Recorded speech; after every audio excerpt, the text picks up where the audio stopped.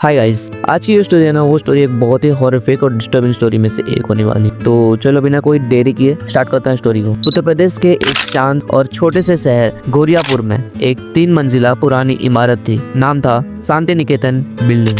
नाम सुनने में जितना साधारण लगता है उतनी ही खौफनाक थी उसकी सच्चाई। शहर में अफवाह थी कि उस बिल्डिंग में एक ऐसा कमरा था जो कभी किराए पर नहीं दिया जाता, और जब भी दिया गया वहां रहने वाला इंसान लापता हो गया। वो कमरा था कमरा नंबर 13। ये स्टोरी में 3 कैरेक्टर्स हैं, रामनाथ मिश्र, विजय शुक्ला और पुलिस इंस्पेक्टर निखिल शर्मा। रामनाथ मिश्र 35 साल का एक सॉफ्टवेयर इंजीनियर, हाल ही में उसकी नौकरी छूट गई थी, इसके लिए उसे सस्ते मकान की तलाश में था। विजय शुक्ला उस बिल्डिंग के मालिक थे। उनकी उम्र थी 60 साल। बाहर से बहुत साल इन पर आंखों में कुछ अजीब सी ठंडक। पुलिस इंस्पेक्टर निखिल शर्मा जो बाद में इस केस को सुलझाने की कोशिश करते हैं। रामनाथ को विजय ने बड़ी आसानी से कमरा नंबर 13 किराए पर दे दिया था। रेंट बहुत कम था, सिर्फ 1200 रुपए। जब रामनाथ ने पूछा इतना सस्ता क्यों, विजय बस मुस्कुराया और बोला, बस एक बात याद रखना, रात को 2 बजे के बाद खिड़की मत खोलना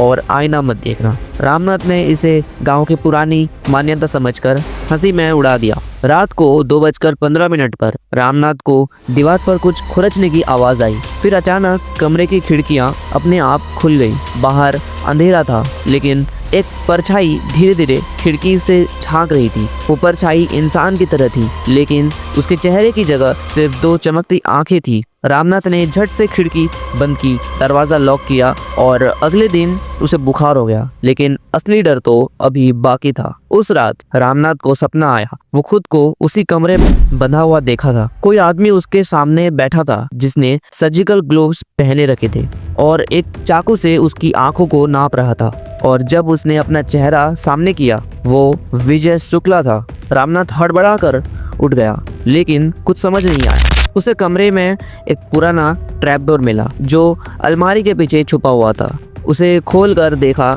तो नीचे जाने का सीढ़ियां थी जो सीधे बिल्डिंग के बेसमेंट में जाती थी। वहां पहुंचकर उसने जो देखा उससे उसकी रूह कांप गई। दीवार पर कई इंसानी आंखें एक लाइन से कांच के जार पर रखी हुई थी। कुछ के खून अभी भी ताज़ा थे, एकदम फ्रेश थे। हर जार पर नाम लिखा था, शेखर।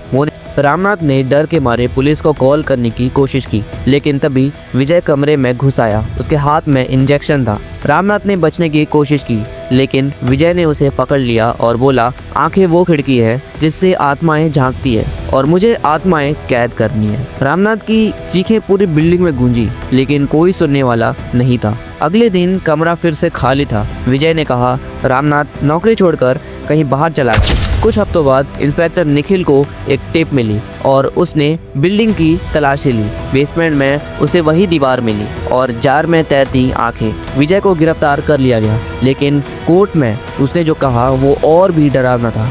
मुझे मेरी माँ ने सिखाया था, बेटा, लोगों की आंखों से उनकी आत्माएं निकालो, तभी वो तुम्हारे साथ हमेशा रहेंगी। अब तक मैं 13 आत्माएं इकट्ठा कर चुका हूँ, 14वीं भी मेरी होगी। जेल में जाने के 3 दिन बाद विजय ने आत्महत्या कर ली। उस बिल्डिंग का कमरा नंबर 13 अब भी बंद है। कुछ लोगों का कहना है वहाँ अब भी दीवारों से आंखें झांकती है, और कई लोग रिपोर्ट करते हैं कि रात 2:13 पर खिड़की अपने आप खुल जाती है। और गाइस, ये स्टोरी यहीं पर ही खत्म होती है और मैं आपको मिलूंगा एक अगले जबरदस्त स्टोरी के साथ। तब तक के लिए सब्सक्राइब करो।